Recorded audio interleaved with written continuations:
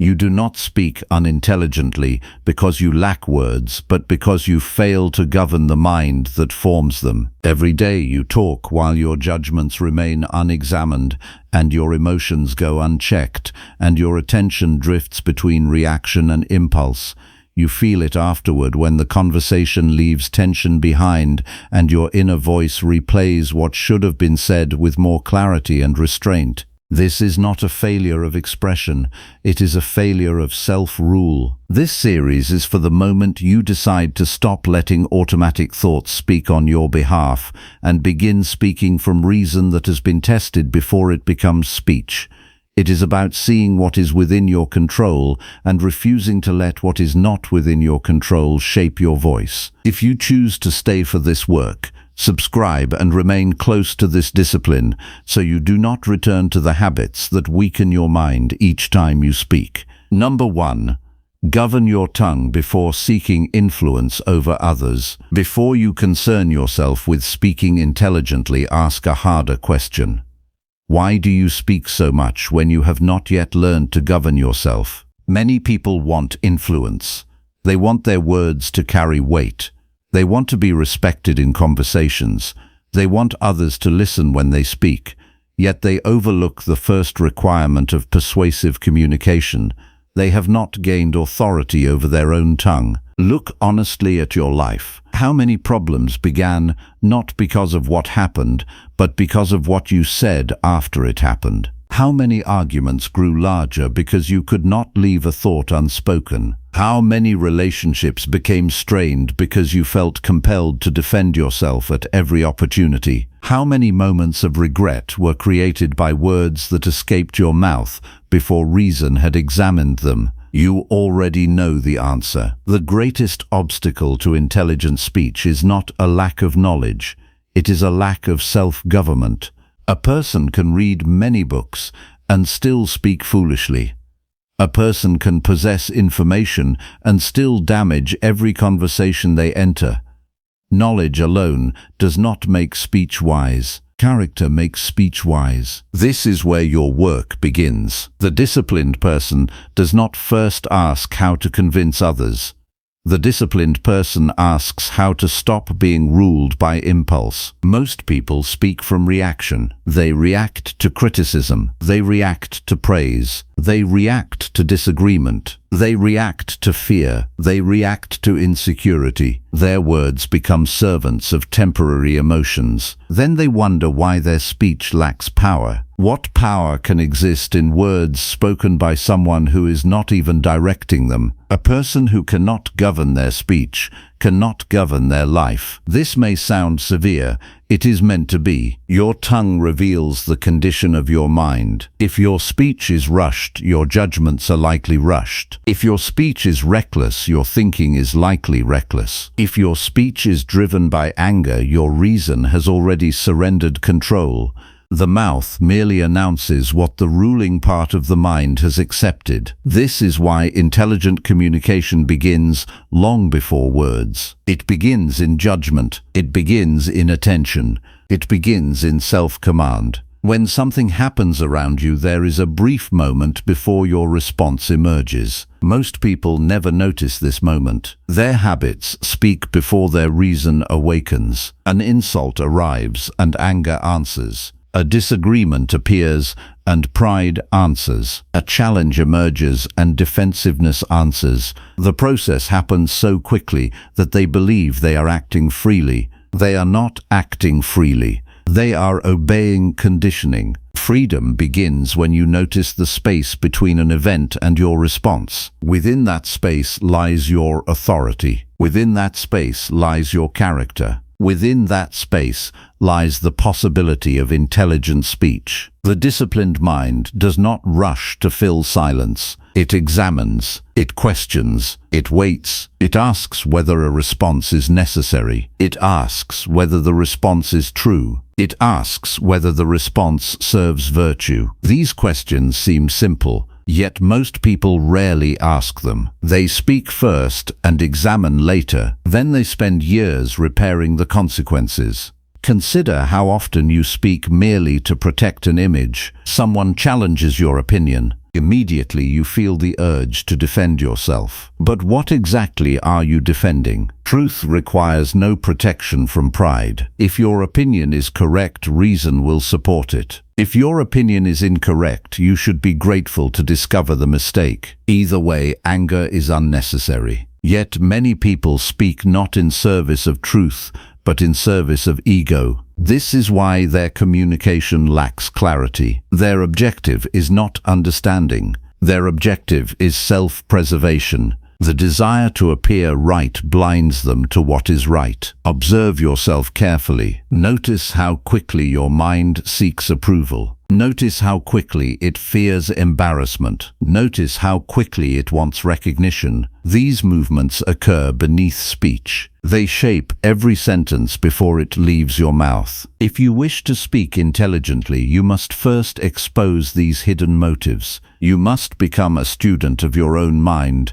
Do not study others before studying yourself. Do not analyze the faults of those around you while remaining blind to your own. Your greatest classroom is your daily experience. Every conversation provides material for examination. Every disagreement reveals something about your character. Every emotional reaction exposes an area requiring discipline. When you leave a conversation, do not immediately judge the other person. Judge yourself first. Ask whether you spoke from reason or impulse. Ask whether you listened or merely waited for your turn to speak. Ask whether your words improved the situation or worsened it. Ask whether your desire to be heard became greater than your desire to understand. This daily examination is not punishment. It is training. No athlete improves without reviewing performance. No musician improves without correcting mistakes. No philosopher improves without examining conduct. The same principle applies to speech. The undisciplined person treats every mistake as an accident. The disciplined person treats every mistake as instruction. One careless sentence can teach more than 100 comfortable successes if you are willing to learn from it. Now consider another truth. Many people believe persuasive communication is primarily about speaking. In reality, it begins with restraint. A person who speaks constantly rarely develops authority. Words lose value when they are spent carelessly. People trust speech that emerges from deliberation. They become cautious around speech that emerges from compulsion. When every thought is spoken immediately, no thought appears important. Restraint gives weight to communication, not because silence is magical, because silence creates room for judgment. When you resist the urge to speak instantly, you allow reason to perform its work. You allow facts to separate from emotions. You allow principles to separate from impulses. You allow wisdom to enter where habit once dominated. Many individuals fear silence. They interpret it as weakness. They believe every pause must be filled. But observe the person who remains calm in silence. Observe the person who does not scramble for words. Observe the person who speaks only after thinking. That person communicates something before speaking. They communicate self-possession. And self-possession is persuasive because it demonstrates mastery. People are influenced by those who appear governed by reason, not by those who appear governed by emotional urgency. This brings us to a difficult challenge. You must learn to tolerate the discomfort of withholding unnecessary speech. This sounds simple. It is not. There will be moments when you desperately want to interrupt, moments when you want the final word, moments when you want immediate recognition, moments when you want to correct someone who misunderstands you. At such moments, your training begins. Do not ask whether speaking will satisfy you. Ask whether speaking is necessary. Do not ask whether speaking will protect your pride. Ask whether speaking serves wisdom. Do not ask whether speaking will make you feel important. Ask whether speaking contributes anything valuable. Most speech fails these tests. That is why most speech creates noise rather than understanding. You must become more demanding with yourself. Not harsh, not cruel, Simply honest. Honesty is the foundation of self-government. Without honesty, improvement becomes impossible. If you cannot admit that your tongue often outruns your judgment, you cannot correct the problem. If you cannot admit that emotion frequently disguises itself as certainty, you cannot recognize the danger. If you cannot admit that vanity influences your communication, you cannot free yourself from it. The disciplined person stops hiding from these truths. They face them directly. They understand that self-deception is far more damaging than external criticism. An enemy can only harm part of your life. Self-deception can corrupt all of it. This is why intelligent speech requires courage. Not the courage to confront others, the courage to confront yourself. The courage to observe your motives without excuses. The courage to admit when pride has entered your words. The courage to acknowledge when emotion has seized control. The courage to remain silent when silence serves virtue better than speech. Many people imagine strength as the ability to dominate conversations.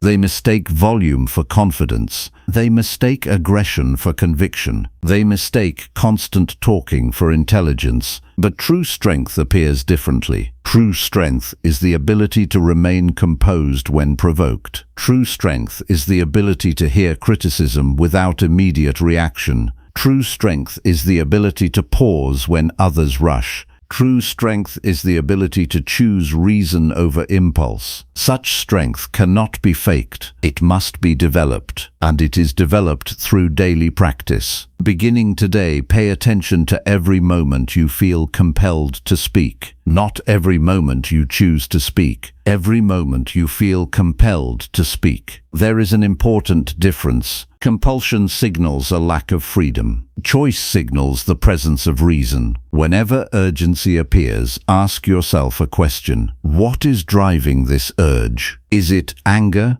Is it pride? Is it fear? Is it insecurity? Is it a desire for approval? Is it a need to appear knowledgeable? Expose the motive. Bring it into the light. A motive loses much of its power when examined honestly. Once you identify the motive, wait. Allow a few moments to pass. Observe what happens. You may discover that the urge weakens. You may discover that the response was unnecessary. You may discover that silence communicates more effectively than the words you intended to use.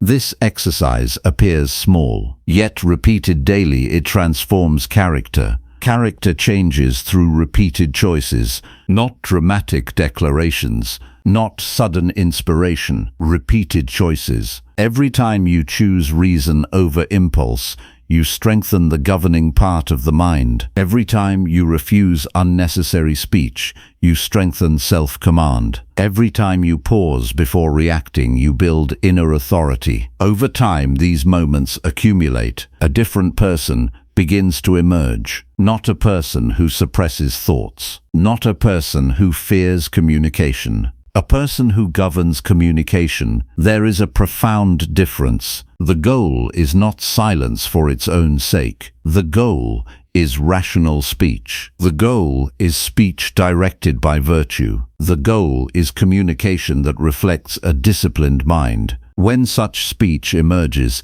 it carries a quality that cannot be manufactured. People sense it. They may not understand why, but they recognize stability. They recognize sincerity. They recognize conviction rooted in character rather than performance. And this is where persuasion begins. Not in techniques, not in clever phrases, not in manipulation. Persuasion begins when your life gives credibility to your words. If your conduct contradicts your speech, your influence weakens. If your behavior supports your speech, your influence grows naturally. People trust consistency. They trust integrity. They trust evidence. Your actions are evidence. Every day you are teaching others how seriously your words should be taken. Long before they evaluate your arguments, they evaluate your character. Long before they examine your conclusions, they observe your conduct. This reality should not frustrate you.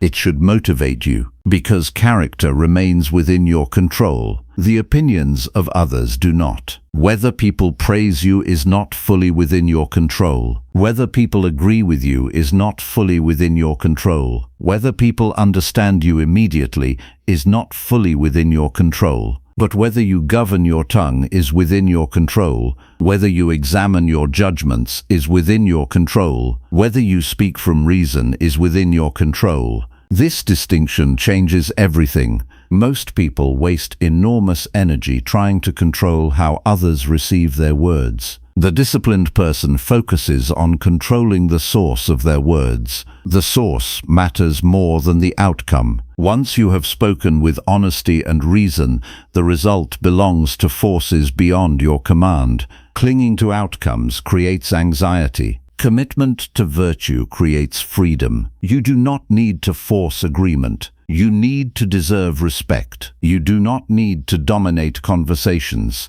You need to govern yourself. You do not need to control minds. You need to control judgments. This is the foundation of intelligent speech. It begins where most people refuse to begin. It begins with self-mastery. As this practice deepens, something remarkable happens. You stop viewing conversations as contests. You stop viewing disagreements as threats. You stop viewing criticism as injury. Instead, you view each encounter as an opportunity to practice virtue. Patience becomes possible. Humility becomes possible. Clarity becomes possible. You no longer enter conversations seeking victory. You enter seeking truth, and a person seeking truth communicates differently from a person seeking triumph. Their words become cleaner. Their motives become simpler. Their presence becomes calmer. Their influence becomes stronger, not because they learned a communication strategy,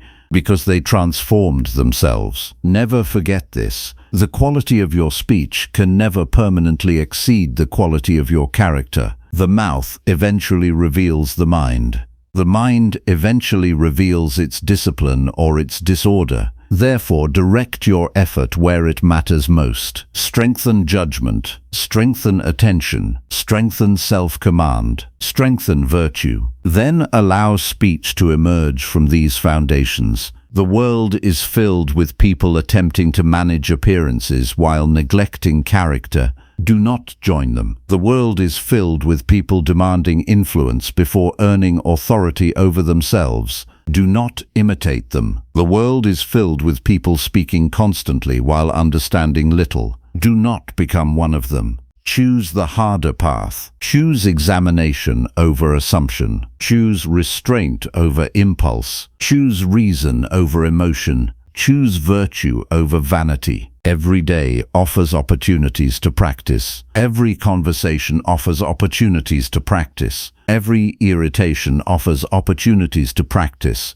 Every disagreement offers opportunities to practice. Life itself becomes your training ground. And remember this because it is easy to forget. Time is limited. You do not possess an endless number of conversations. You do not possess an endless number of opportunities to correct your habits. You do not possess an endless number of years to become the person reason calls you to become. The work must begin now, not when circumstances improve, not when others change, not when you feel ready. Now, the next time irritation rises, pause. The next time pride demands a response, pause. The next time anger seeks your tongue, pause. The next time vanity asks for attention, pause. In that pause, remember what is at stake. You are not merely deciding whether to speak. You are deciding who governs your life. If impulse governs your tongue, impulse governs you. If reason governs your tongue, reason governs you. One path leads to regret, the other leads to freedom. Therefore, govern your tongue before seeking influence over others. Master your words before attempting to move minds. Rule yourself before attempting to persuade anyone. For the person who cannot command their own speech remains a servant no matter how loudly they speak. But the person who has learned to govern themselves possesses a power that no audience can grant and no audience can take away. Number 2. Examine every judgment before allowing words to follow. You do not speak first and then think. That is the illusion most people live under. In reality, your thinking has already spoken before your mouth moves. A judgment has formed, quiet and fast, and your words simply carry it outward like a messenger obeying a command it never questioned. If your life feels reactive, unstable, or filled with regret after conversations, the fault is not in your voice. It is in the judgments you accept without examination. Every moment presents your mind with impressions, a comment from someone else, a delay in traffic, a tone in a message, a look that seems dismissive, a silence that feels loaded. These impressions arrive raw, unfinished, and neutral in themselves, yet your mind rarely leaves them untouched. It rushes to assign meaning. It decides what they must mean about you, about others, about your place in the world. That decision happens so quickly that you mistake it for truth. But it is not truth. It is interpretation, and most suffering begins there. You are not disturbed by events. You are disturbed by the judgments you attach to events before you have examined them. You assume intention where there may be none. You assume disrespect where there may be distraction. You assume failure where there may simply be delay. And once these judgments settle, your speech becomes their mouthpiece. If your judgments are unexamined, your communication cannot be intelligent. It can only be reactive. The disciplined mind refuses this automatic agreement with first impressions. It understands that nothing enters the mind as certainty. Everything enters as suggestion, and suggestion must be tested before it is allowed to govern your response. Most people never perform this test. They accept impressions as verdicts. They treat feelings as evidence. They treat assumptions as conclusions. Then, they speak from within a story they never questioned. This is why conversations escalate unnecessarily. This is why misunderstanding multiplies. This is why a small remark becomes a conflict. The spoken word is not the problem. The unexamined judgment beneath it is. If you want to speak intelligently, you must begin earlier than speech. You must begin at the moment of interpretation. When an impression appears in your mind, do not trust it immediately. Treat it as something unverified. Not false, not true, simply unverified. This small shift changes the entire structure of your inner life. Ask what exactly has appeared in your mind, not what you feel about it, but what it actually is. Is it a fact or a story about a fact? Is it something observed or something assumed? Is it within your control or outside it entirely? These distinctions are not philosophical decoration. They are tools of mental discipline. Without them, your mind collapses into reaction. With them, your mind regains authority over itself. Most internal suffering comes from forgetting this distinction. You take what is outside your control and treat it as if it defines you. Someone speaks sharply, and you interpret it as a statement about your worth. Someone disagrees with you, and you interpret it as a threat to your identity. Someone succeeds where you struggle, and you interpret it as evidence of inadequacy. But none of these interpretations are necessary. They are choices made too quickly to notice. The work is to slow down the formation of judgment itself, not speech. Judgment. Before your words form, your mind has already constructed a verdict. That verdict determines tone, emotion, and intention. If the verdict is distorted, your speech will carry distortion no matter how carefully you phrase it. So you must become the examiner of your own judgments, not the collector of opinions, not the defender of reactions. The examiner. When an impression arises, place it under question before it becomes belief. Do not argue with the world first. Argue with your interpretation of the world. You hear criticism. The mind immediately says, "This is disrespect." Stop there. Ask whether disrespect is actually present or merely inferred. Ask whether another explanation exists that does not center your ego. Ask whether you have evidence or only sensitivity. you encounter delay. The mind says, this is incompetence or neglect. Pause that conclusion. Ask whether circumstances outside your awareness could explain it. Ask whether your expectation itself was realistic. You see success in another person. The mind says this diminishes you. Examine that judgment carefully. Ask what part of reality supports that conclusion. Ask whether comparison is adding truth or only discomfort. This is not denial of perception. It is correction of interpretation. A disciplined mind does not suppress impressions. It interrogates them, and through interrogation, clarity emerges. Without interrogation, the mind becomes a courtroom where every impression is instantly judged guilty or significant without evidence. That courtroom is noisy, fast, and unreliable. It produces confident conclusions that collapse under examination. You must refuse to let your inner life operate as an unchecked court. Instead, you must become both witness and judge of your own thoughts. This requires a specific form of attention that most people have never trained. Attention that does not merge with thought but observes thought as it forms. At first, this feels unnatural because you have spent years identifying with every interpretation that appears. You think because a judgment feels real, it must be true. But intensity is not accuracy. Emotional charge is not evidence. Speed is not correctness. A judgment can feel immediate and still be wrong. This is why intelligent speech depends on pre-speech discipline. The mind must be trained to pause at the level of interpretation, not at the level of words. If you only control speech, you are too late. The judgment has already chosen the direction. You are simply editing its expression. Real control happens earlier. It happens when you decide whether a judgment deserves acceptance at all. This is where freedom begins. Freedom is not the ability to say anything. It is the ability to refuse false conclusions before they become part of you. To practice this, begin with the simplest training each morning. Before you enter the noise of the day, prepare your mind for incoming impressions. Do not predict events.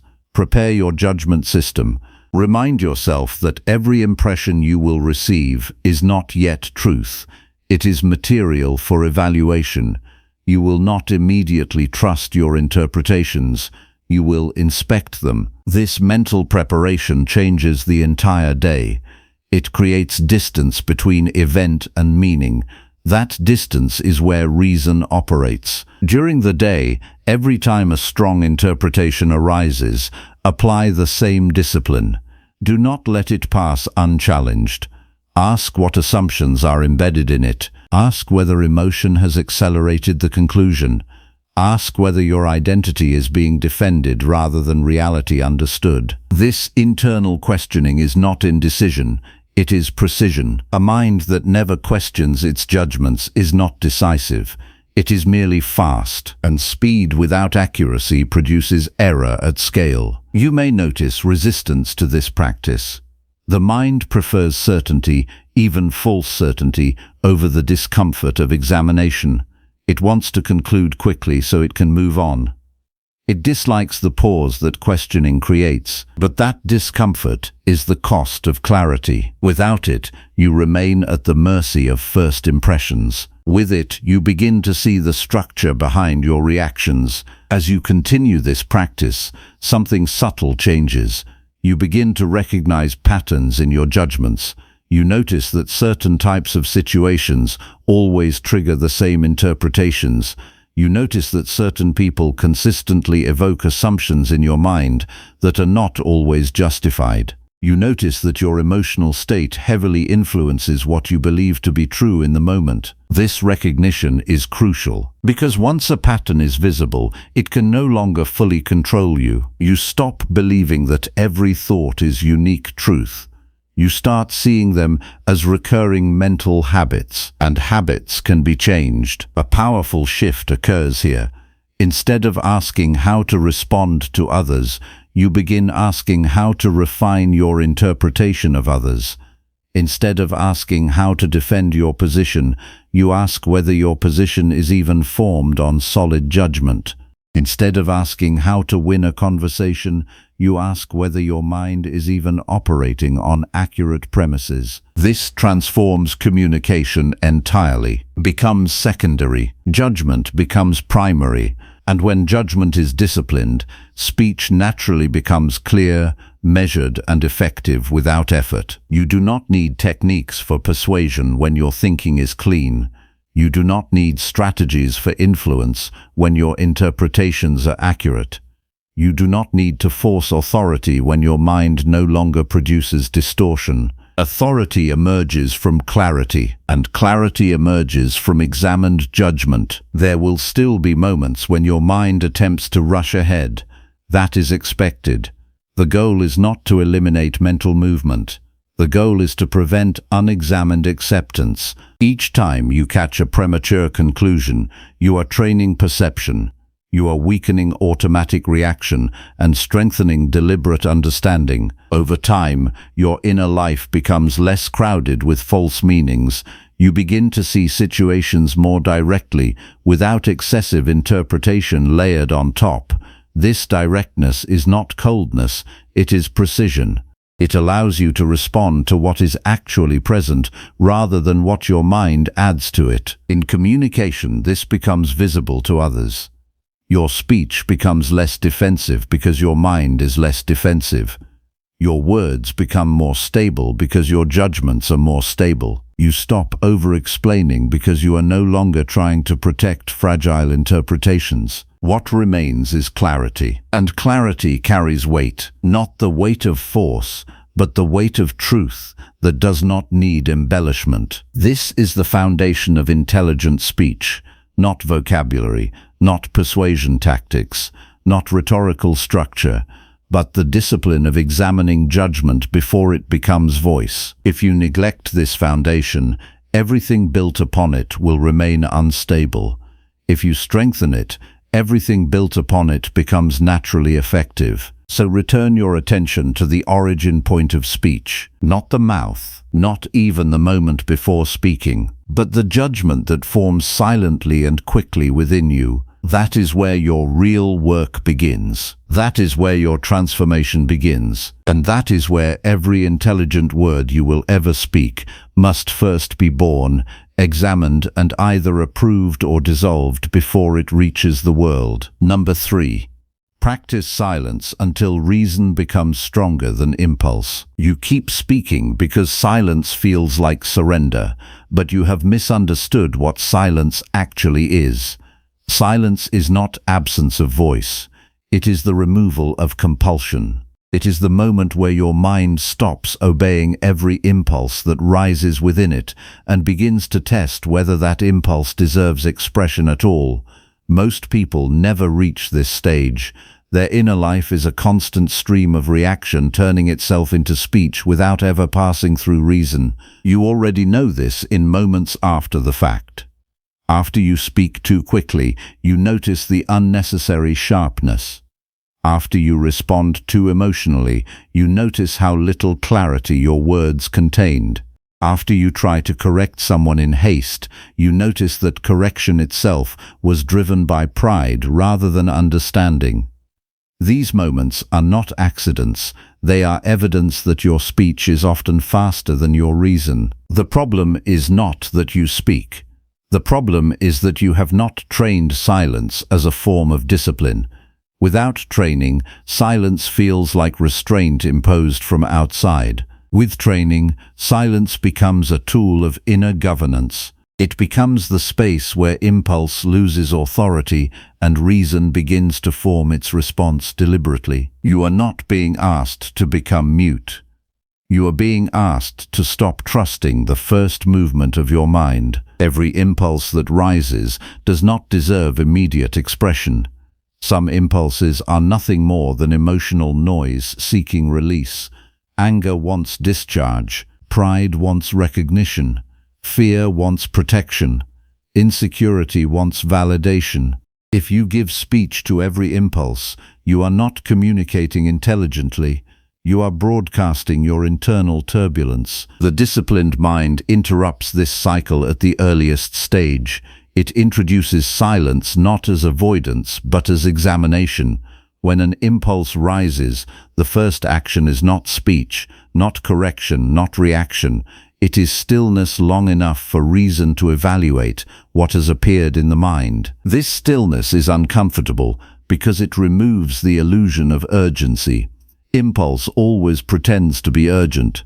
It tells you that if you do not respond immediately, something will be lost. Respect will be lost. Control will be lost.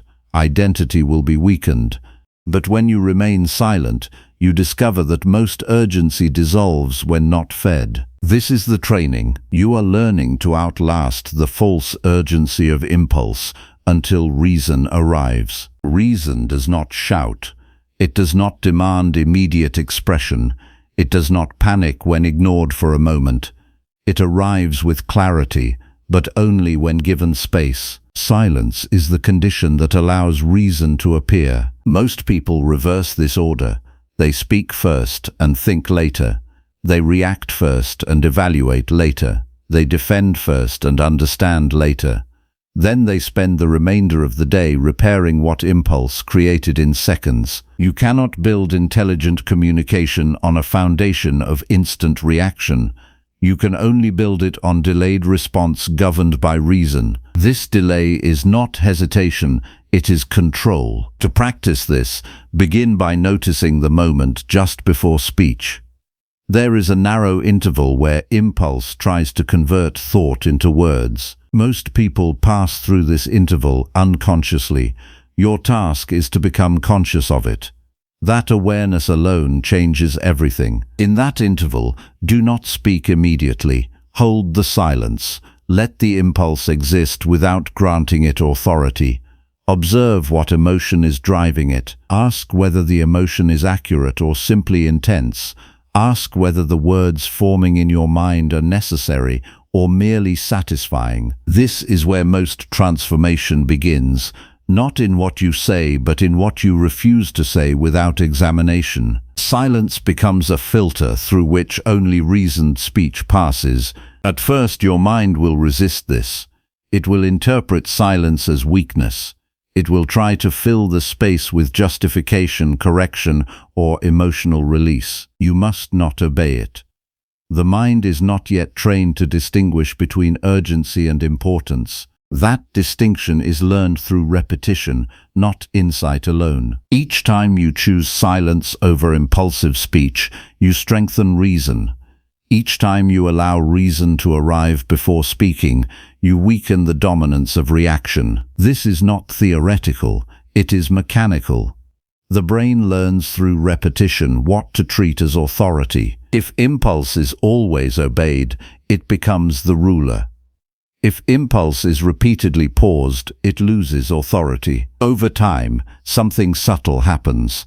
The urge to speak immediately becomes less compelling. Not because you suppress expression, but because you begin to trust reason more than reaction. The mind learns that silence is not punishment. It is preparation. This preparation changes the quality of everything you say. Speech that emerges after silence carries weight because it is no longer contaminated by immediate emotion. It is shaped by evaluation. It is filtered through awareness. It is no longer the echo of a reaction, but the product of deliberate choice. Consider how often communication fails not because the idea was wrong, but because it was delivered without internal discipline. A correct point spoken in anger loses its clarity. A reasonable correction spoken in frustration becomes offensive. A useful observation spoken too quickly becomes misunderstood. The content of speech matters less than the state from which it emerges. This is why silence is essential. It purifies the origin of speech. But silence alone is not enough. It must be paired with understanding of what is within your control. You cannot control how others interpret your words.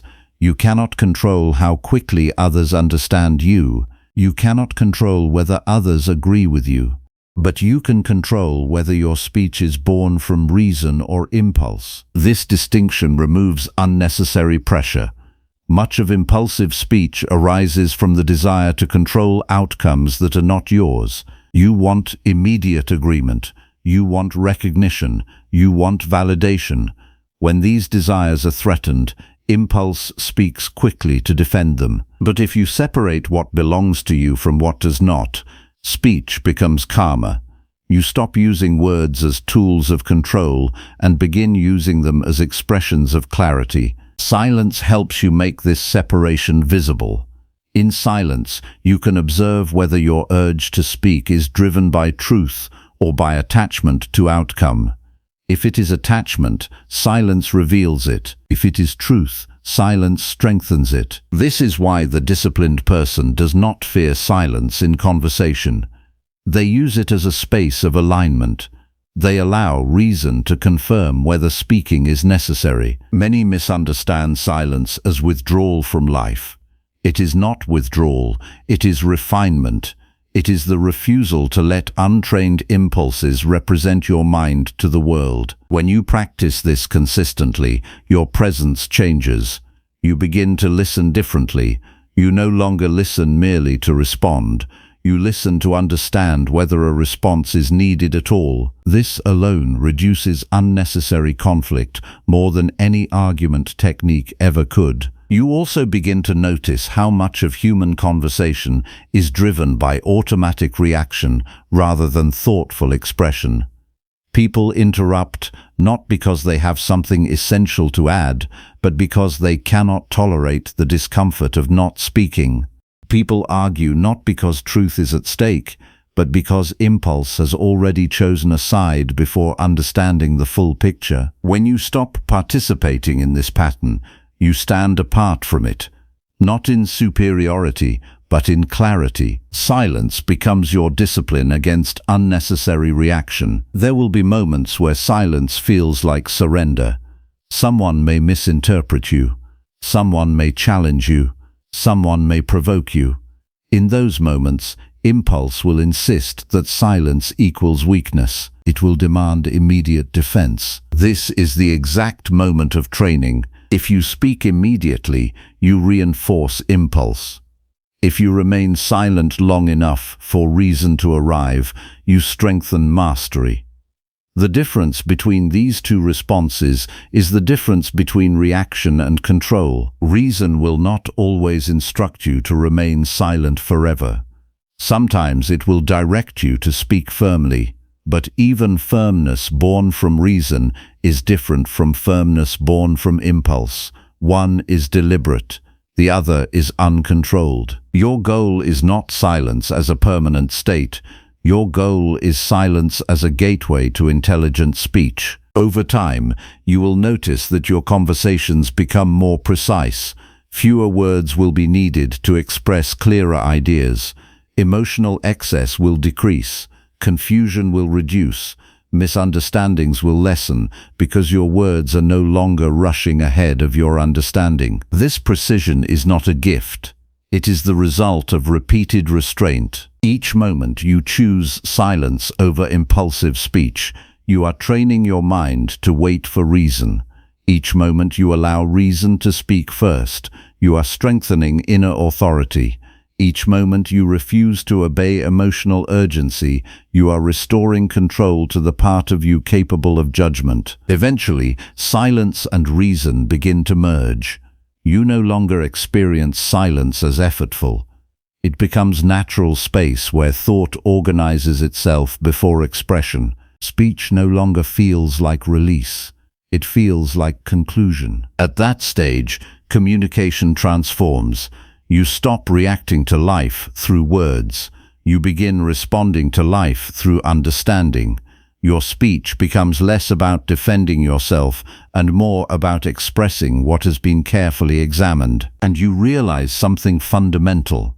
You were never lacking intelligence in speech. You were lacking discipline before speech. The mind does not need more speed.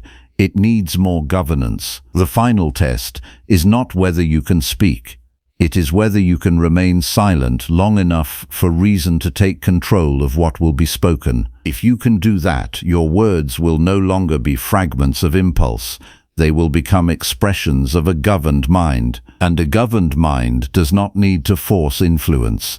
It naturally earns it through clarity, restraint, and truth shaped in silence before it ever becomes sound. Number 4.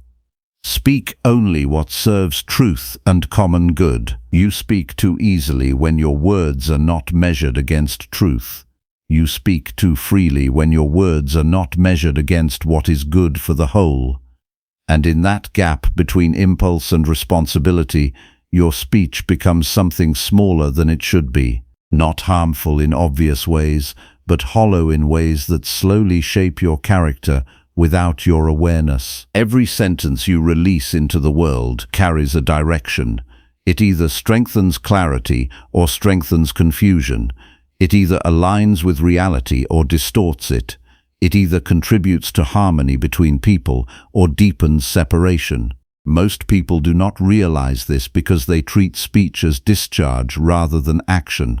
But speech is action. It moves minds, it alters perception, it shapes the environment you and others must live inside after the words are spoken. If your communication feels scattered or regretful, do not look first at your vocabulary, look at your intention. Ask what your words are serving before they leave your mind. Most suffering created by speech comes from speaking without this examination. You say what feels satisfying rather than what is true. You say what protects your image rather than what reflects reality. You say what eases discomfort rather than what strengthens understanding. And then you wonder why your words lose weight. The discipline begins here. Before you speak, you must ask a question that most people avoid. Is this necessary for truth? And does it contribute to the good of others beyond myself? If the answer is unclear, silence is not loss. It is protection against unnecessary disorder. Truth without usefulness becomes noise. Usefulness without truth becomes manipulation. Speech must hold both if it is to be worthy of expression. Anything less is a misuse of your capacity to reason. You have likely experienced moments where you spoke and immediately sensed that your words were driven by something unstable. Perhaps irritation shaped the tone, perhaps pride shaped the certainty, perhaps insecurity shaped the urgency. In those moments, the content may have been partially correct, yet the intention behind it corrupted the delivery. What should have clarified instead confused. What should have supported instead provoked resistance. This is the consequence of speaking without alignment. You are not merely communicating ideas, you are transmitting the condition of your inner life. If your inner life is disordered, your speech will carry that disorder into the world, regardless of how carefully you construct your sentences. This is why the first responsibility of speech is not eloquence. It is integrity. Integrity means that your words do not betray truth for comfort, nor do they serve only yourself at the expense of clarity for others. When you speak, you are participating in shared reality. You are influencing how another person understands the world and their place within it. This responsibility cannot be treated lightly without consequences. Yet most people speak as if their words disappear after being spoken. They do not. They remain in memory, in interpretation, in relationship, in trust, or in doubt. If you want your speech to carry authority, you must remove everything from it that serves only ego. Ego distorts language by turning every conversation into self-protection. It asks not what is true, but what preserves image, not what is helpful, but what wins approval, not what is just, but what avoids discomfort. When ego governs speech, truth becomes optional, and once truth becomes optional, communication loses its foundation. To correct this, you must begin observing your speech from within before it reaches the outside world. Do not ask only what you will say, ask why you want to say it. That question reveals the structure beneath your words. Are you speaking to correct something that genuinely harms understanding, or are you speaking to assert superiority? Are you speaking to clarify confusion, or are you speaking to discharge irritation? Are you speaking to contribute meaningfully, or are you speaking to be heard? These distinctions matter more than the words themselves. When you begin this examination, you will notice how often speech is not necessary. Much of what people say exists to manage emotion rather than to transmit truth. Complaints that serve no resolution, arguments that serve no understanding, opinions that serve no improvement. These forms of speech create motion without direction. A disciplined mind reduces unnecessary motion. It does not speak less out of fear. It speaks less out of precision. Every unnecessary word weakens the clarity of necessary words.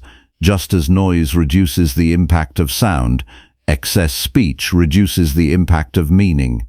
When everything is emphasized, nothing is emphasized. When everything is expressed, nothing is distinct. To serve truth, you must preserve clarity. To serve the common good, you must ensure your words do not elevate personal impulse above shared understanding. This is where many fail without noticing it. They believe their speech is justified because it feels honest in the moment. But honesty without examination can still be distorted if it is driven by anger or assumption. Raw expression is not the same as truthful expression. Truth requires reflection before expression. The common good requires awareness beyond the self. If your words harm understanding between people, even if they satisfy your emotional release, they fail the higher standard of speech. You are not speaking in isolation. You are shaping a shared mental space with others. That space can either become clearer or more confused depending on your discipline. This is why silence is sometimes more aligned with virtue than speech. Not because silence avoids responsibility, but because silence protects responsibility from being misused by impulse. In your daily life, you can begin practicing a simple discipline. Before responding in conversation, especially in moments of tension, pause internally and identify whether your words will increase clarity or merely increase emotional movement. If they serve neither truth nor shared understanding, do not speak yet. Let reason catch up to impulse. This pause is not avoidance, it is refinement of intention. You are not withdrawing from communication. You are purifying it. In the morning, before the day begins to press upon your attention, set a clear internal standard. Decide that you will not use speech as a tool for emotional discharge. Decide that you will not treat conversation as a place to defend identity. Decide that you will treat every interaction as an opportunity to either improve understanding or remain silent. This preparation changes how you enter the day. It reduces impulsive speech before it even appears. It creates a boundary between reaction and expression. During the day, every conversation becomes a training ground. When someone disagrees with you, notice whether your response aims at truth or at winning. When someone misunderstands you, notice whether your correction aims at clarity or at validation. When someone frustrates you, notice whether your speech aims at resolution or at release. These moments reveal the quality of your inner discipline more accurately than any belief you hold about yourself. You will discover that much of what you say does not need to be said, not because it is wrong, but because it does not serve anything beyond immediate emotional movement. Removing such speech creates space for words that matter, and when words that matter are spoken, they carry weight not because they are louder, but because they are necessary. A mind trained in this way becomes increasingly aware of the difference between speaking to satisfy yourself and speaking to contribute to something beyond yourself. That awareness changes everything. It turns communication into responsibility rather than impulse. It also reduces regret. Regret arises when speech is disconnected from reflection. When you speak without aligning with truth and shared good, You often see the consequences only after the moment has passed. But when you speak with examination, regret decreases because your words are already filtered through awareness before they leave you. This does not make you passive, it makes you deliberate. Deliberation is not slowness, it is control. Control over speech begins with control over intention. If your intention is unclear, your speech will be unstable. If your intention is aligned with truth and shared benefit, your speech will naturally become more precise. Over time, this discipline changes how others experience you. They begin to notice that your words are not excessive. They notice that you do not speak for unnecessary reasons. They notice that when you do speak, it is because something meaningful is being addressed. This creates trust, not because you are trying to appear trustworthy, but because your speech no longer wastes attention. Trust emerges where speech is consistent with truth and restraint. And restraint is not limitation. It is refinement of power. The more you practice this, the more you realize that intelligent communication is not about increasing expression, but about increasing alignment. Alignment between what is true and what is said. Alignment between what benefits others and what is expressed. Alignment between reason and language. When this alignment is present, speech becomes stable. It does not fluctuate with emotion. It does not distort under pressure. It does not fracture under disagreement. It remains anchored. That anchoring begins in the simple decision to ask before speaking whether your words serve truth, and whether they serve something larger than yourself. Not occasionally, not only in difficult moments, but consistently, until it becomes the default structure of your thinking. Eventually, you will notice that silence no longer feels like withheld speech. It feels like protected clarity, and speech no longer feels like release. It feels like responsibility fulfilled. At that point, communication is no longer a struggle between impulse and restraint.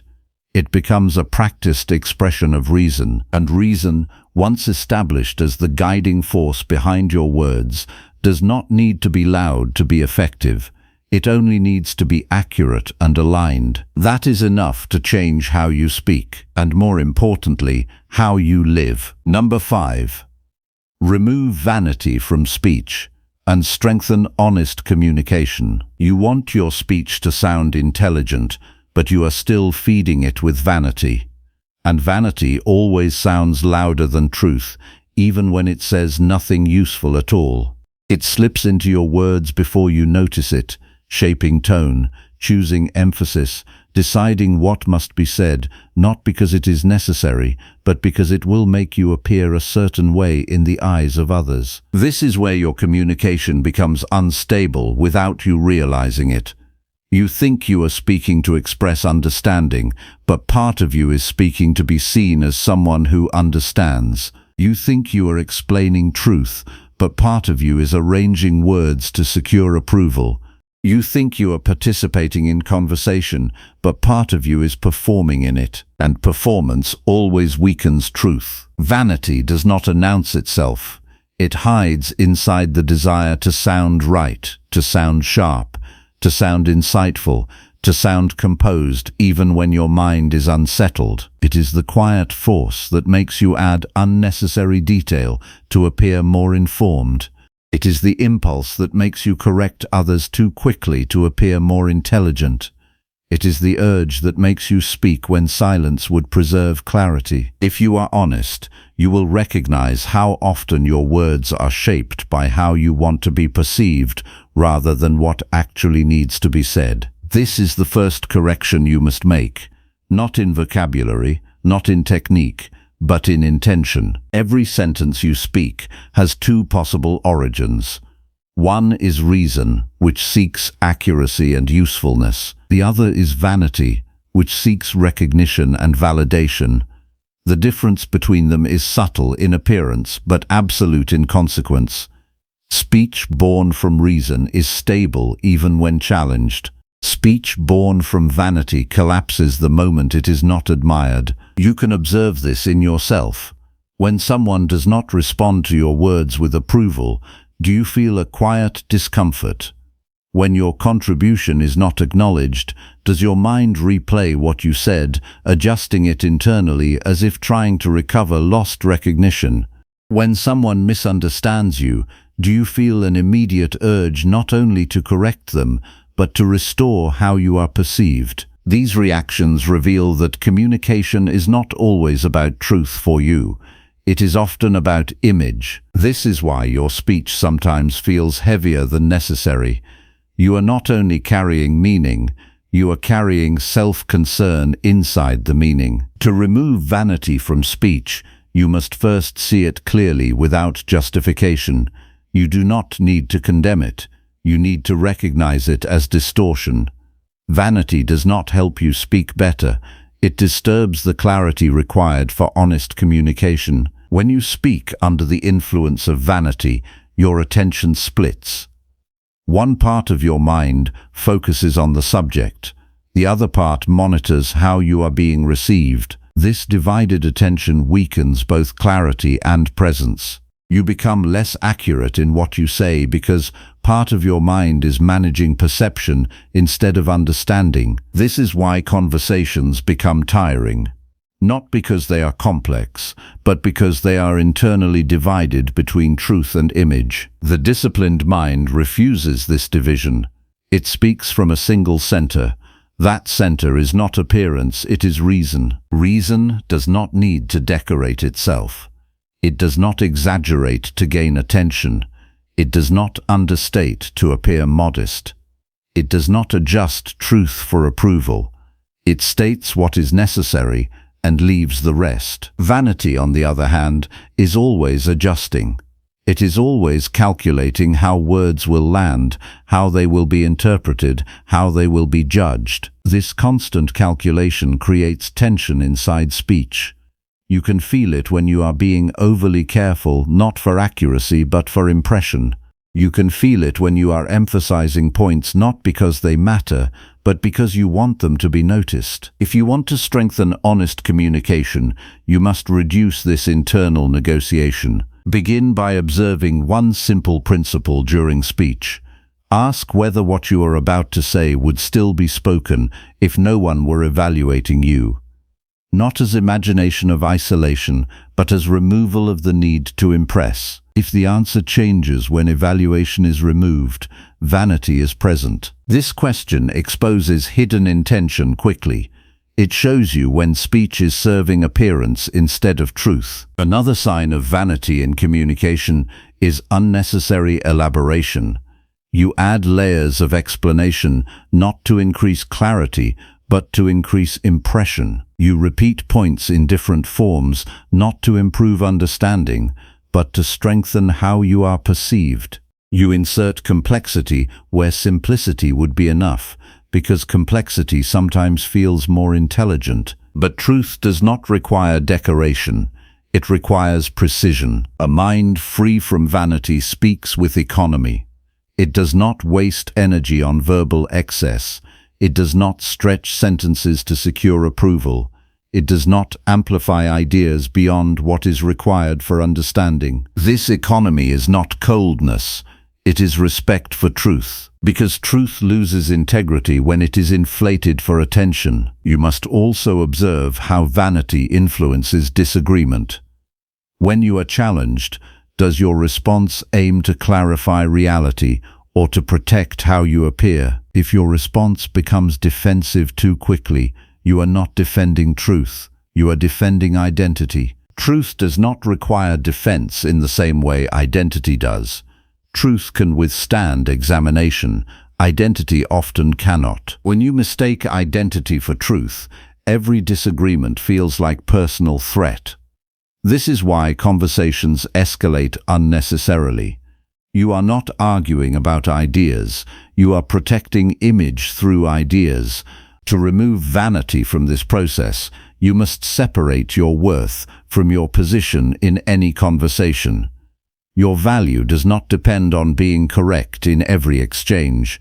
Your value depends on your capacity to remain aligned with reason, even when your position changes. If you are wrong and correct yourself, that is not loss, that is refinement. If you are challenged and discover error, that is not humiliation, that is improvement. Vanity resists this because it equates being wrong with diminished status. Reason sees being wrong as opportunity to restore accuracy. This distinction changes how you speak under pressure. You begin to prioritize clarity over victory. You begin to value correction over consistency of image. You begin to see communication as joint pursuit of understanding rather than competition for recognition. To practice this transformation, begin in the morning by setting a simple internal commitment. You will not use speech today as a tool for impression management. You will use it only as a tool for clarity and usefulness. This does not mean you will speak less. It means you will speak without hidden performance. Throughout the day, observe moments when you feel the urge to sound impressive. Notice when you are tempted to add unnecessary detail. Notice when you are about to exaggerate certainty to appear more confident.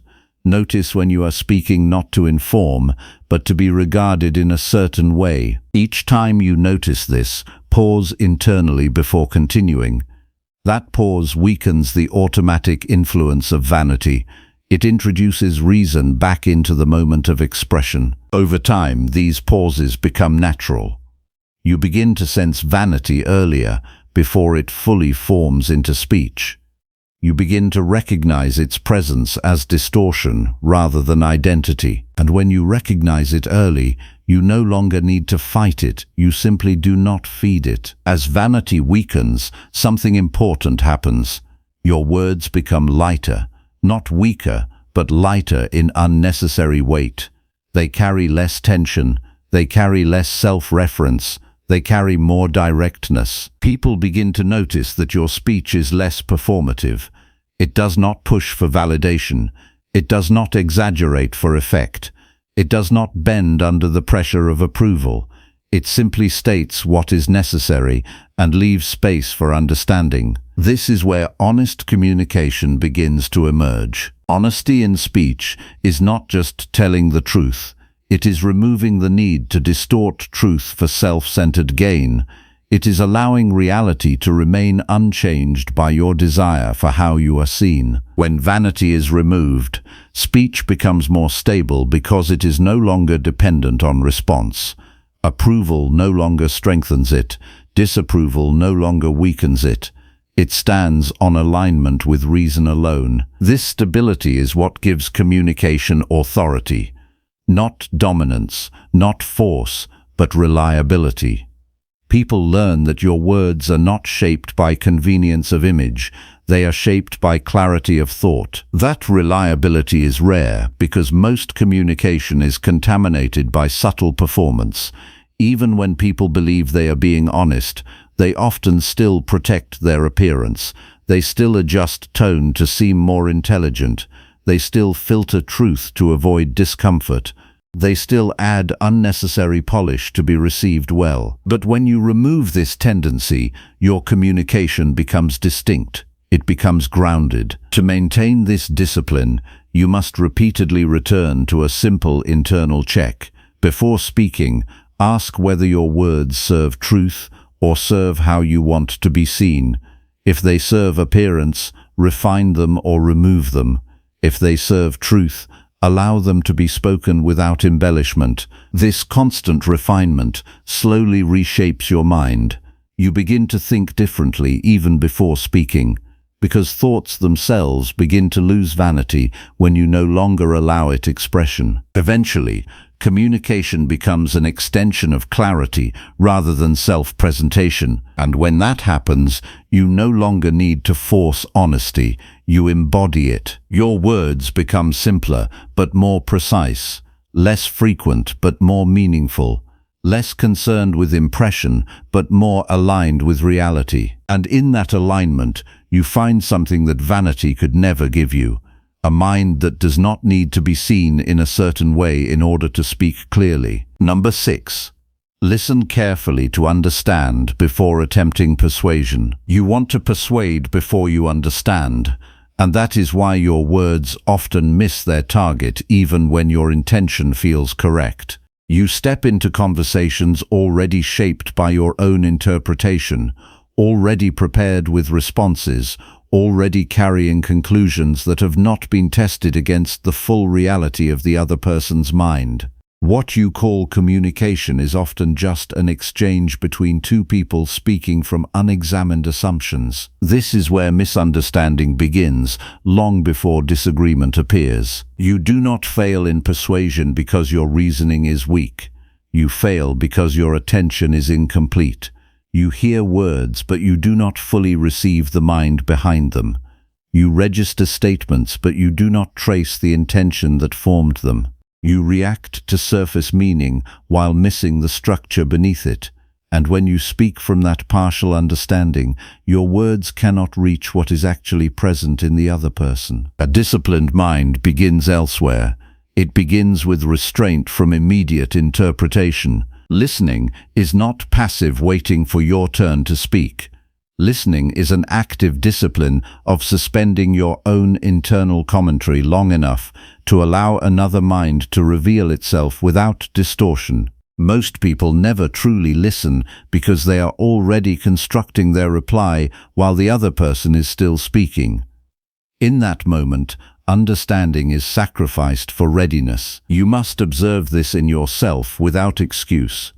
When someone speaks, notice whether your attention is with their meaning or with your response. If your mind is preparing arguments while they are still forming thoughts, you are not listening. You are rehearsing control. And when you attempt persuasion from that state, you are persuading a version of the person that exists only in your interpretation, not in reality. This is why conversations often feel like collisions rather than exchanges. Each person is responding to their own incomplete model of the other. No one is fully received. No one is fully understood. Yet everyone believes they are speaking clearly. The Stoic discipline begins by correcting this error at its source. Before you attempt to influence, you must first receive reality without resistance. Not the version of reality shaped by your expectations, but the reality expressed by another mind in its full complexity. To listen in this way requires removing a subtle form of self-importance. The assumption that your understanding is already sufficient, that your perspective is already near completion, that you only need to wait for confirmation or disagreement before responding. This assumption closes the mind before it has actually opened. True listening requires you to accept that your current understanding may be incomplete, even when it feels certain. This is not self-doubt. It is intellectual honesty. Certainty without full comprehension is not strength. It is blindness with confidence. When you listen correctly, you delay ownership of interpretation. You do not immediately claim meaning from what is said. You allow meaning to emerge gradually through attention. You observe tone, structure, hesitation, contradiction, emphasis, and silence. You allow the full expression of another mind to unfold before you decide what it represents. Most people interrupt this process with judgment. They assign motive too quickly. They categorize too early. They decide what the speaker really means before the speaker has fully revealed themselves. This premature closure of understanding is the root of persuasive failure. You cannot guide what you do not understand. You cannot influence what you have not accurately perceived. So the first discipline is suspension. Suspend interpretation long enough for clarity to form. Not forever, not passively, but long enough for reason to gather sufficient material. During this suspension, your role is not to prepare arguments. It is to observe structure. What is the person actually concerned about? What is the emotional weight behind their words? What contradiction exists between what is said and what is implied? What fear or desire might be shaping their position? This level of attention transforms listening from social habit into rational inquiry. And rational inquiry always precedes effective influence. Once understanding is formed, persuasion no longer requires force. It becomes alignment between clarity and expression, But without understanding, persuasion becomes manipulation or confusion, neither of which produces stable agreement. You must also examine how often your desire to persuade is driven by impatience rather than wisdom. Impatience wants immediate agreement. It wants to resolve tension quickly. It wants to win the exchange so discomfort ends. But persuasion rooted in impatience often sacrifices accuracy for speed. A disciplined mind is willing to remain in uncertainty longer, if that is what understanding requires. This willingness is not delay, it is precision. In daily life, you can begin training this by setting a simple internal rule during every conversation. Before responding, ensure you can restate the other person's position in a way they would recognize as accurate, not a simplified version, not a distorted summary, a faithful representation of their actual meaning. If you cannot do this, you have not listened yet. You have only heard fragments. This practice exposes how often people argue against misunderstandings they created themselves. It reveals how frequently persuasion fails because the foundation of understanding was never properly built. When you force yourself to accurately reflect another person's perspective before responding, something important happens. The urgency to persuade weakens. You begin to see where agreement is possible and where disagreement is real rather than imagined. You stop reacting to assumptions and begin responding to actual content. This shift changes the entire tone of communication. Conversations become less combative because you are no longer defending against your own projections. You are engaging with reality as it is presented. Another important discipline is separating emotional reaction from understanding. Often, what blocks listening is not intellectual disagreement, but emotional disturbance. Something the other person says triggers discomfort, and that discomfort narrows perception. You begin to filter their words through irritation rather than clarity. When this happens, pause internally. Recognize that emotional disturbance is not information about the truth of their statement. It is information about your internal state. It belongs to you, not to the content being expressed. By separating emotional reaction from content, you restore the ability to listen without distortion. You return control of attention to reason instead of reaction. This separation is essential for persuasive clarity, because if emotion governs perception, persuasion becomes impossible. You are no longer engaging with meaning. You are reacting to sensation. To strengthen this discipline, begin each day by preparing your mind to receive disagreement without immediate correction. Set the intention that you will listen fully before responding in any conversation, not to agree with everything, but to understand everything before forming judgment. This preparation builds patience into the structure of attention itself. During conversations, when you feel the impulse to interrupt, treat that impulse as a signal rather than an instruction. It signals that your mind has shifted from understanding to reaction. In that moment, return attention to the speaker rather than to your response. Let their words complete themselves before you shape yours. Over time, this practice reduces unnecessary conflict because many disagreements dissolve once they are fully understood. You will notice that what initially appeared as opposition is often incomplete expression, not actual contradiction. Or it is a difference in perspective that does not require forceful persuasion, but careful explanation. As your listening deepens, your persuasion becomes quieter but more effective. Not because you are trying harder, but because you are finally speaking from a foundation of accurate understanding. Your words align with the real concerns of others rather than with your assumptions about them. This alignment creates trust. Not because you are attempting to create trust, but because others feel fully received before they are engaged. People are more open to influence when they are understood before being corrected. This is not a strategy for control, it is a consequence of clarity. You are not trying to dominate conversation. You are trying to participate in truthfully structured understanding between minds. And when that becomes your intention, persuasion stops being an act of pressure and becomes an act of precision. The final test is simple.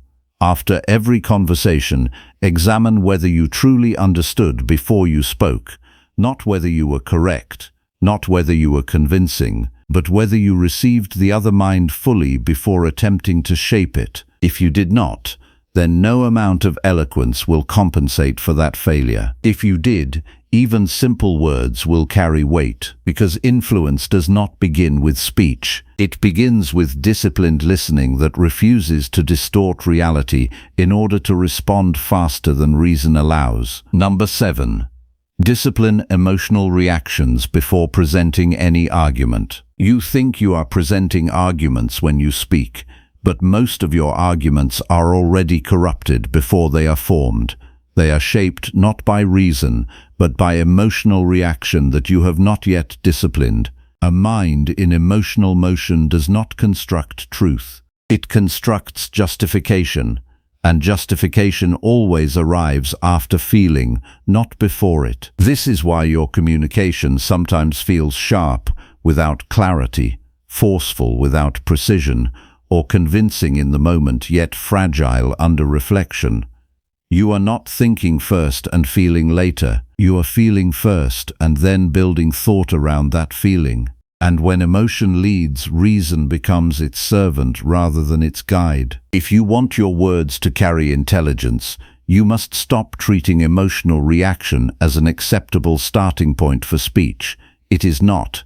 It is raw material, not authority. It requires governance before it can be allowed to shape language. Most people do not see this distinction. They believe that because they feel something strongly, they are justified in expressing it immediately. But intensity is not accuracy. Emotional force is not evidence. A reaction can feel urgent and still be entirely misaligned with reality. You already know this in hindsight.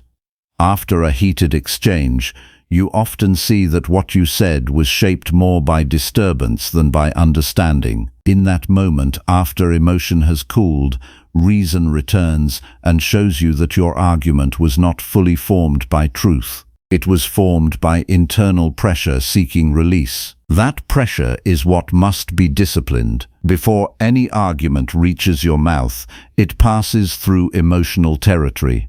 If that territory is uncontrolled, your argument becomes unstable before it is spoken. You may choose strong words, structured reasoning, even correct observations, but the emotional origin will still determine tone, selection, and intent, and those elements shape how your message is received more than content alone. This is why discipline must occur before expression, not in language, but in emotion. You must learn to recognize emotional reaction as something separate from rational judgment. Most suffering in communication begins when these two are fused. You feel something and immediately believe it is justified thought. But feeling is not thinking. It is information about your internal state, not about external reality. When someone challenges you, the first movement inside you is often emotional. Irritation, defensiveness, frustration, or even subtle embarrassment may arise. That moment is not the moment for speech.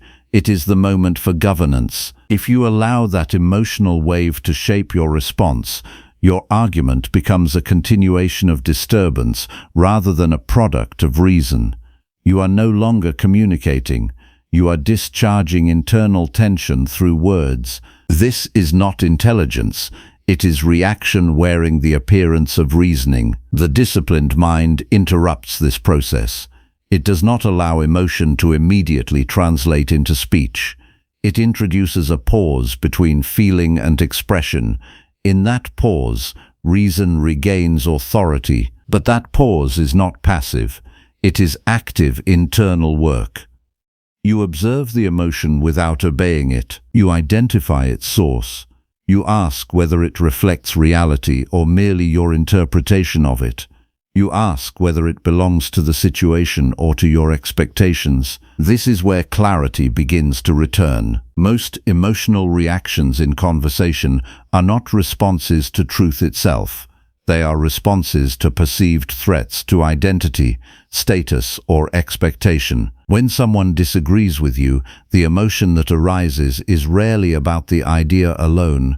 It is often about how that disagreement affects how you see yourself. If you are not aware of this, you will defend not truth, but self-image. And self-image is always more fragile than truth. To discipline emotional reaction, you must first stop treating it as authority.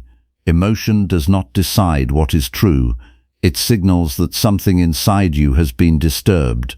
That disturbance may be valid or invalid, but it is never sufficient justification for immediate speech. You must train yourself to recognize emotional activation as a signal to slow down, not to accelerate. When emotion rises, your task is not to express it. Your task is to examine it before it contaminates your reasoning. If you skip this step, your argument becomes a translation of emotional turbulence rather than a structure of rational clarity. This is why many arguments escalate unnecessarily. Two people are not exchanging ideas. They are exchanging emotional reactions disguised as reasoning. Each response is shaped more by internal disturbance than by actual content. And because neither side has disciplined emotion, neither side can access clarity. To break this pattern, you must introduce internal governance before speech begins. In practice, this means noticing the exact moment emotion appears and refusing to let it dictate direction. You may still speak, but only after the emotional surge has been observed and separated from judgment. This separation is essential. Without it, you cannot know whether your argument is serving truth or serving emotional release. In daily life, begin this discipline in simple situations. When someone interrupts you, when someone misunderstands you, when someone challenges your view, do not respond immediately. Notice the emotional response first. Identify its quality. Is it anger, frustration, defensiveness, or impatience? Do not judge it. Observe it. Then ask a single question before speaking. Does this emotion improve my understanding of reality, or is it attempting to protect something within me that does not require protection? This question disrupts automatic reaction. It forces emotion to be evaluated rather than obeyed. As you practice this, you will notice something important. Many arguments lose their urgency once emotion is examined. What felt necessary to say becomes unnecessary once the emotional charge is understood. You realize that much of what you were about to say was not required for clarity, but for emotional discharge. This realization changes your relationship with speech itself. You begin to see that not every thought deserves expression, not every feeling deserves translation into words, and not every reaction deserves validation through argument. This does not suppress communication.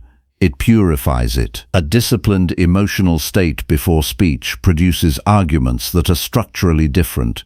They are less reactive, more precise, less defensive, more explanatory, less driven by urgency, more aligned with reason. And because they are no longer carrying emotional distortion, they become more effective even with fewer words. You may also notice that when emotion is disciplined, your need to win arguments decreases. This is because emotional investment in winning is what creates most distortion. When ego is no longer threatened by disagreement, clarity becomes more important than victory. At that point, conversation shifts from competition to examination. You are no longer trying to defeat another mind. You are trying to understand reality together. This shift cannot happen while emotion is uncontrolled. Emotional reaction always seeks dominance or defense. It does not naturally seek clarity, only reason does that. Therefore, every argument you present must pass through emotional inspection first. Not after speaking, not during speaking, but before speaking. Ask whether emotion is driving urgency. Ask whether your need to respond is rooted in truth or in discomfort. Ask whether silence would produce greater clarity than immediate expression. These questions are not delays, they are filters. Over time, this discipline reshapes your inner environment.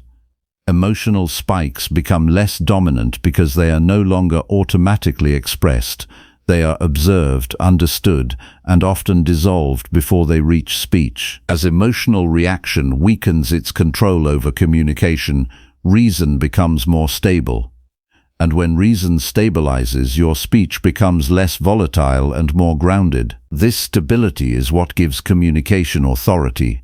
Not intensity, not force, but consistency of clarity, regardless of emotional conditions. You begin to speak in a way that is not dependent on mood. You are not speaking from irritation, excitement, fear, or pride. You are speaking from examined understanding, and that makes your words more reliable. People begin to notice this reliability, even if they cannot articulate why. Your speech becomes less erratic, less influenced by momentary emotion, more anchored in thought that has been tested internally before expression. This is the essence of disciplined communication, not removal of emotion, but governance of it before it becomes language. The final test is simple. Before every argument, ask whether emotion is present and whether it has been examined. If it has not been examined, do not proceed yet. Let reason take control first. Only then allow words to form, because an argument born from disciplined emotion is no longer reaction. It is reason expressed through speech, and reason alone is what gives communication its lasting clarity and strength. Number 8. Align every word with virtue and rational purpose. You keep speaking as if words are harmless instruments, but every word you release is a decision about the kind of person you are becoming. Not in theory, not in philosophy, but in real time, during every conversation where you choose expression over restraint, clarity over confusion, or impulse over reason. If your communication feels unstable, it is not because you lack intelligence. It is because your words are not consistently anchored in virtue or guided by rational purpose. Most people speak from immediate circumstance. They respond to pressure, to irritation, to desire for approval, to fear of being misunderstood. In that state, words are not chosen according to principle. They are chosen according to reaction, and reaction has no internal direction. It bends toward whatever emotion is strongest in the moment. This is why conversations often drift into regret. Not because truth is absent, but because intention is absent. You begin speaking without asking what your speech is meant to serve, and when purpose is missing, language becomes unstable. It shifts with mood, with perception, with ego, with tension. To align every word with virtue means to remove speech from this unstable foundation and place it under rational governance. Virtue in this sense is not abstract morality. It is the disciplined use of reason in action. It is choosing what is just, what is accurate, what is restrained, and what contributes to clarity rather than distortion. If your words do not pass through this structure, they are not yet disciplined. Rational purpose is the second requirement. Not only must your speech be truthful, it must also have direction. It must serve something beyond emotional release. It must contribute to understanding, correction, or appropriate action. Without purpose, even correct statements become noise. A mind that speaks without direction produces communication that feels scattered, even when it contains fragments of truth. You can observe how often your own speech lacks this alignment. You speak to defend yourself rather than to clarify reality. You speak to relieve discomfort rather than to improve understanding. You speak to assert position rather than to refine perception. These impulses feel natural, but they are not governed by reason. They are governed by internal pressure that seeks immediate relief. And relief is not the same as virtue. When you speak without alignment to virtue, your words may still achieve short-term effect, but they weaken long-term clarity. You may convince someone, but not through stability of reasoning. You may win agreement, but not through shared understanding. You may express yourself, but not in a way that strengthens character. Each misaligned word trains your mind to prioritize reaction over principle. This is how communication quietly shapes identity, not through dramatic moments, but through repeated small choices where reason is bypassed for convenience. To correct this, you must begin before speech forms. The mind must ask a question prior to expression, not what do I want to say, but what is the purpose of saying anything at all in this moment. That question interrupts automatic communication. It forces awareness of intention rather than allowing intention to remain unconscious. Most people assume their intention is obvious. They believe they are simply expressing themselves. But expression without examination often hides deeper motives: desire to be right, desire to be seen as intelligent, desire to avoid embarrassment, desire to control perception. These motives operate beneath awareness and influence language more than logic does. If you do not examine them, they govern you without resistance. Virtue requires that speech be stripped of these hidden motives before it is released. This does not mean suppressing communication, it means refining it. You are not removing speech, you are removing distortion from speech. A disciplined mind does not allow every thought to become language. It filters thoughts through reason and only permits expression when it aligns with principle and purpose. This filtering is not hesitation, it is responsibility. In daily life, this can be practiced by observing one simple distinction. Before speaking, ask whether the words you are about to say are shaped by principle or by impulse. Principle is slow, steady, and consistent. Impulse is fast, emotional, and shifting. If the origin of your speech is unclear, delay expression until clarity returns. This delay is not loss of communication. It is protection of integrity. You will notice that much of what you intended to say does not survive this examination. Not because it is false, but because it is unnecessary. Virtue does not demand constant expression. It demands appropriate expression. Speech should not exist to fill silence or to satisfy inner urgency. It should exist only when it contributes to rational purpose. Rational purpose also requires awareness of what is within your control. You cannot control how others interpret your words. You cannot control whether they agree or resist. You cannot control how long it takes for understanding to form in another mind. These outcomes belong outside your domain of authority. What belongs to you is the choice to speak with clarity, restraint, and alignment to principle. When you confuse these domains, communication becomes burdened. You begin to speak not only to express truth, but to force outcomes that are not yours to control. This creates tension inside speech. You start adding emphasis where none is needed. You begin repeating ideas to secure acceptance. You begin shaping language to manage reactions rather than to convey understanding. This is where distortion enters. To remove it, you must repeatedly return attention to what is yours alone. Your judgment, your intention, your alignment with reason, everything else belongs to external conditions that you must not attempt to control through speech. When you release this unnecessary control, speech becomes lighter and more precise. You no longer need to over-explain. You no longer need to adjust your words for imagined reactions. You speak from internal clarity rather than external anticipation. Virtue in speech also requires honesty that is not distorted by convenience. Not all honesty is aligned with virtue. Some honesty is impulsive, harsh, or careless. Virtue-refined honesty is measured.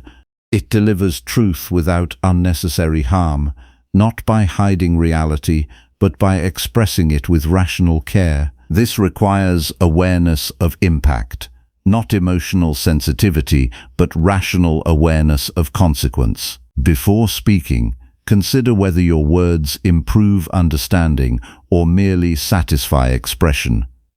If they do not improve understanding, reconsider whether they should be spoken at all. A mind trained in this way becomes increasingly selective, not silent but intentional. It does not speak less out of avoidance.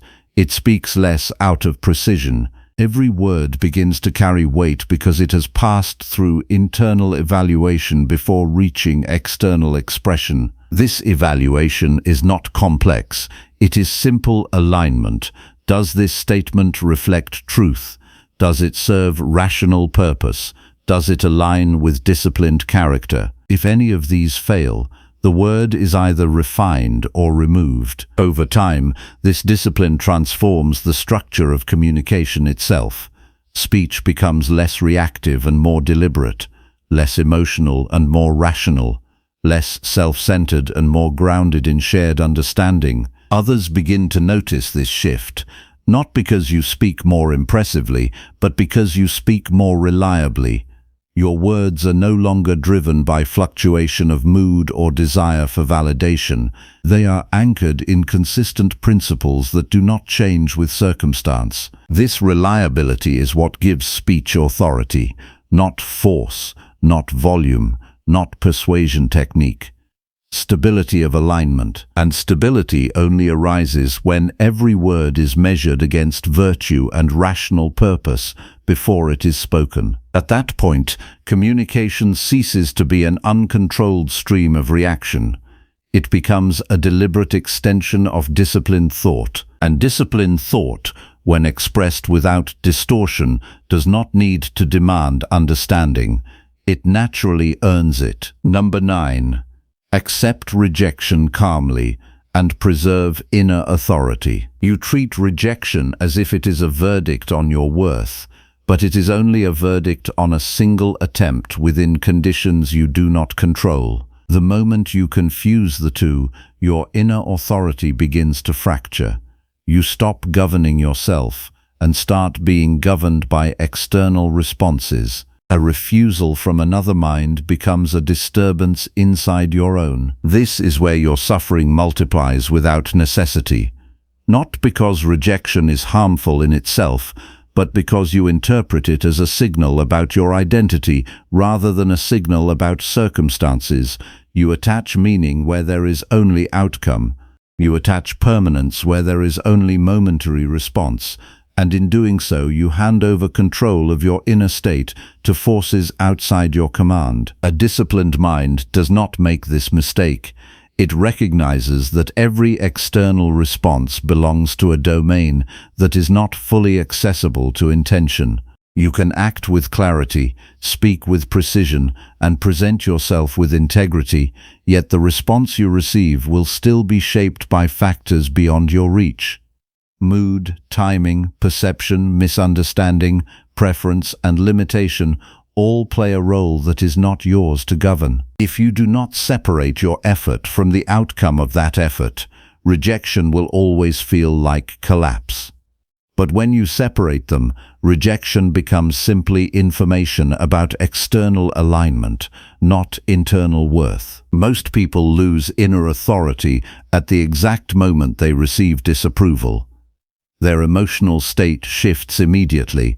They begin revising their self-image based on an external reaction. They either shrink into self-doubt or react with frustration.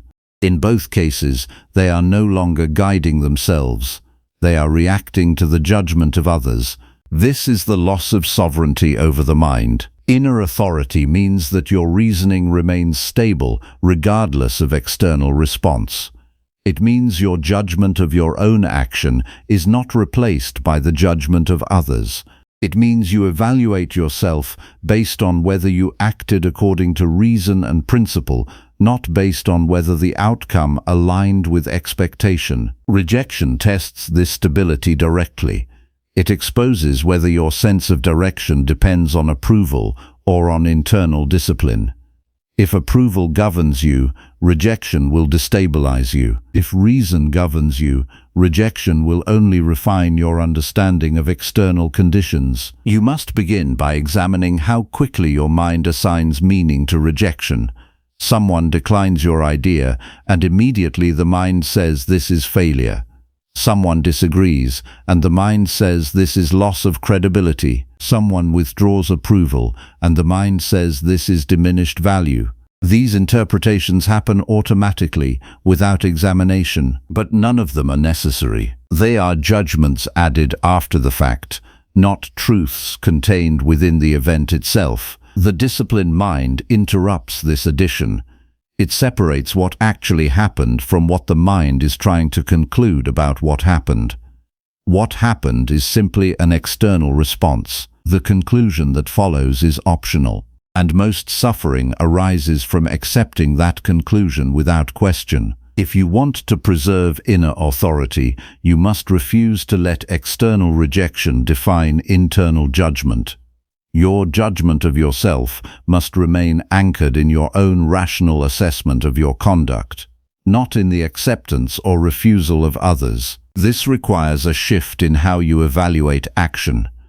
Instead of asking whether others approved, you ask whether you acted in alignment with reason. Instead of asking whether you succeeded in influencing outcome, you ask whether you acted with clarity, honesty, and discipline. Instead of asking whether you were received well, you ask whether your intention was correct. This shift moves authority inward. Rejection then becomes a neutral event. It does not collapse your judgment because it is no longer part of your judgment. It becomes simply a condition to be observed, not an identity to be assigned. You can begin practicing this in daily life by observing the moment of refusal without immediate interpretation. When you receive rejection, do not allow the mind to immediately label it as personal deficiency. Pause the conclusion. Return attention to what is within your control, your intention, your effort, your reasoning, your clarity. Ask whether those were disciplined. If they were, nothing essential has been lost. If they were not, the correction belongs to your process, not your worth. This distinction protects inner stability. Most people never make it. They collapse external response into self-evaluation without examination. They treat every rejection as confirmation of inadequacy or failure, even when the rejection is unrelated to character or effort. This creates unnecessary internal disturbance that has nothing to do with actual reality. Rejection is often about mismatch, timing, preference, misunderstanding, or conditions you do not see. It is rarely a complete judgment on your worth, but the mind, if untrained, converts it into one. To prevent this conversion, you must strengthen the boundary between external outcome and internal judgment. That boundary is the foundation of inner authority. Without it, your mind becomes dependent on external validation for stability. With it, your mind remains governed by its own rational evaluation. There is also a deeper discipline required here. You must examine the expectation that rejection should not happen. Much of the disturbance comes not from rejection itself, but from the assumption that your effort should guarantee acceptance. When this expectation is unexamined, every refusal feels like injustice. But reason recognizes that external response is never fully controllable. You can act well and still be refused. You can speak clearly and still be misunderstood.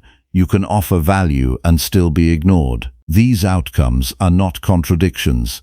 They are natural results of external complexity. When you accept this, rejection loses its emotional charge. It becomes part of reality rather than deviation from it. You also begin to see that inner authority is not the absence of rejection, but the absence of dependence on rejection or approval. A stable mind remains consistent regardless of external response. It does not inflate with acceptance or collapse with refusal. It maintains alignment with reason in both cases. This stability is what allows intelligent communication to persist under pressure.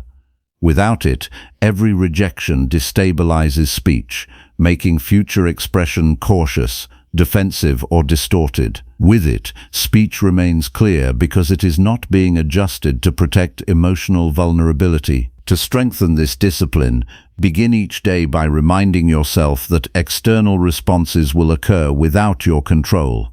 Some will align with your intention, some will not. Your task is not to control these outcomes. Your task is to maintain rational conduct regardless of them. During the day, when rejection appears, treat it as a moment of examination rather than identity collapse.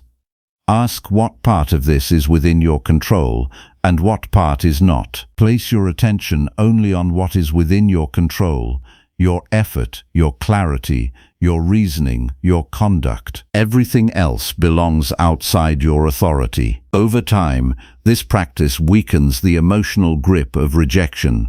You stop reacting to it as if it defines you. You begin to see it as external feedback about conditions, not internal judgment about worth. And as this understanding deepens, your emotional stability becomes less dependent on external approval. This is preservation of inner authority, not by avoiding rejection, but by refusing to let rejection define the governing center of your mind. Eventually, something important shifts. You no longer fear rejection in the same way, because it no longer threatens your internal structure. You can act, speak, and present yourself with clarity without needing to control how it is received. Your authority comes from your alignment with reason, not from external acceptance. And when that alignment is stable, rejection loses its power to disturb you. It may still occur, but it no longer governs your state of mind, because a disciplined mind does not measure itself by what it receives from the world. It measures itself by whether it remained faithful to reason regardless of what the world returned. Number 10.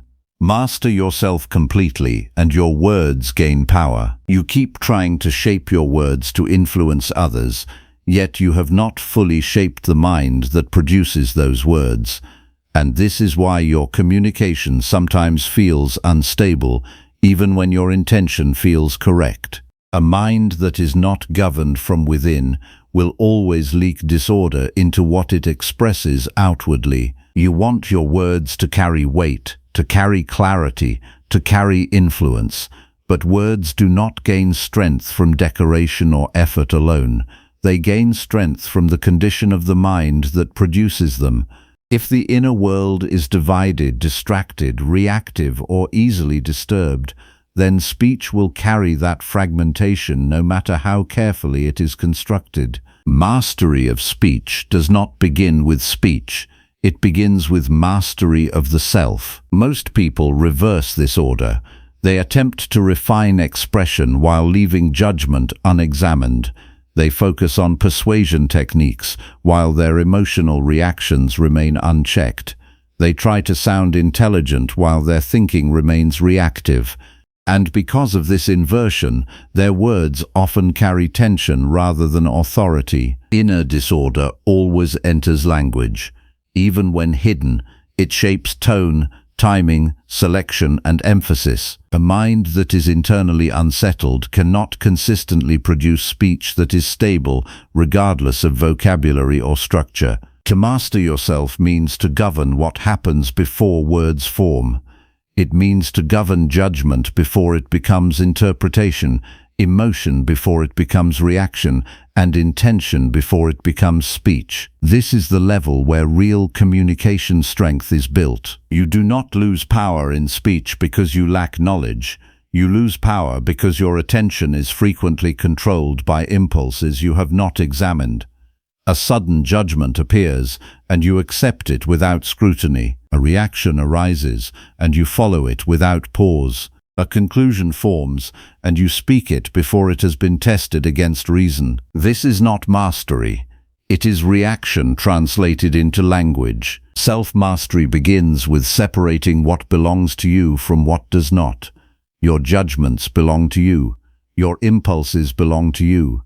Your attention belongs to you. External responses, opinions, acceptance, and rejection do not belong to you.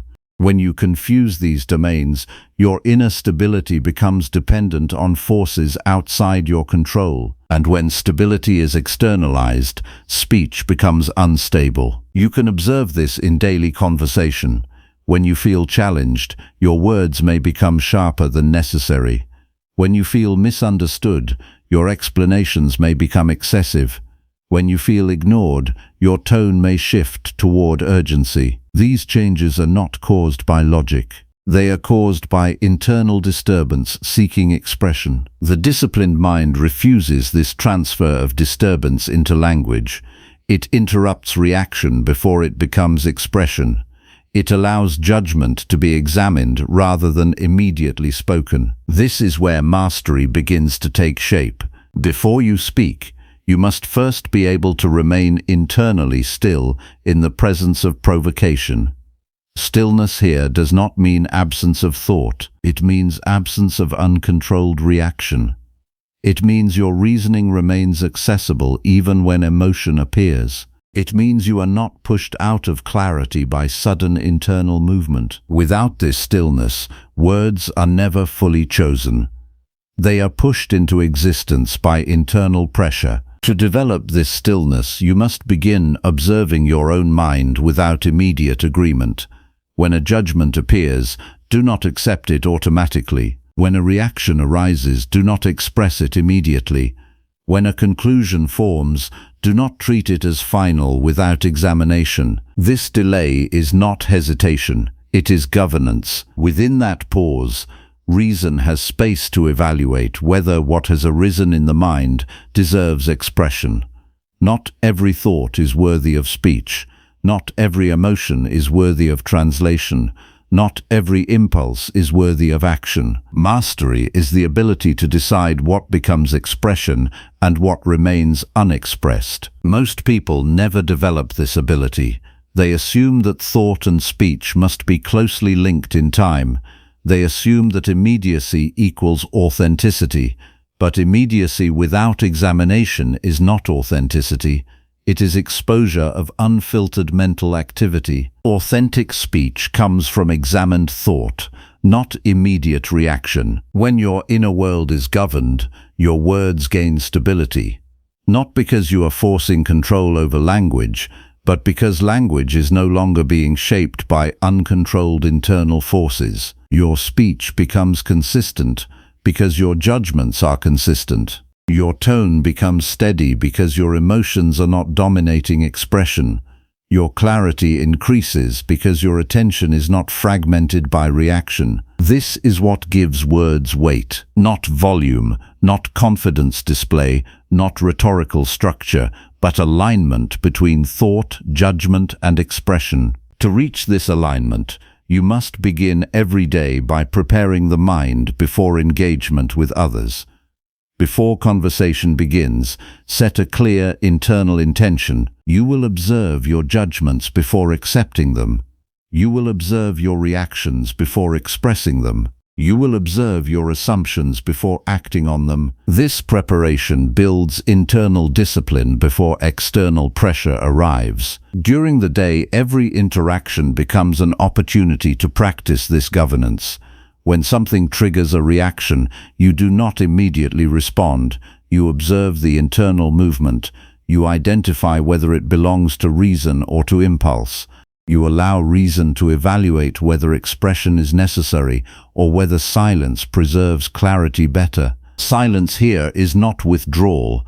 It is control over unnecessary expression. As this discipline strengthens, something important changes in your communication. You begin to speak less from urgency and more from clarity.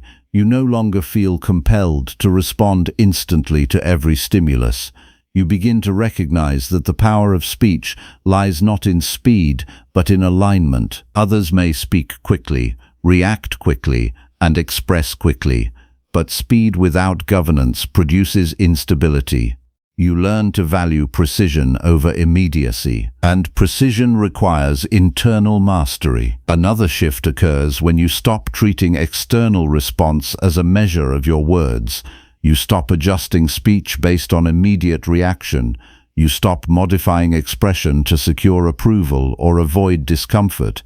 Instead, you focus on whether your words are aligned with reason before they are spoken. This removes dependency on external validation. When speech is no longer dependent on approval, it becomes more stable, because it is no longer shaped by fear of rejection or desire for acceptance.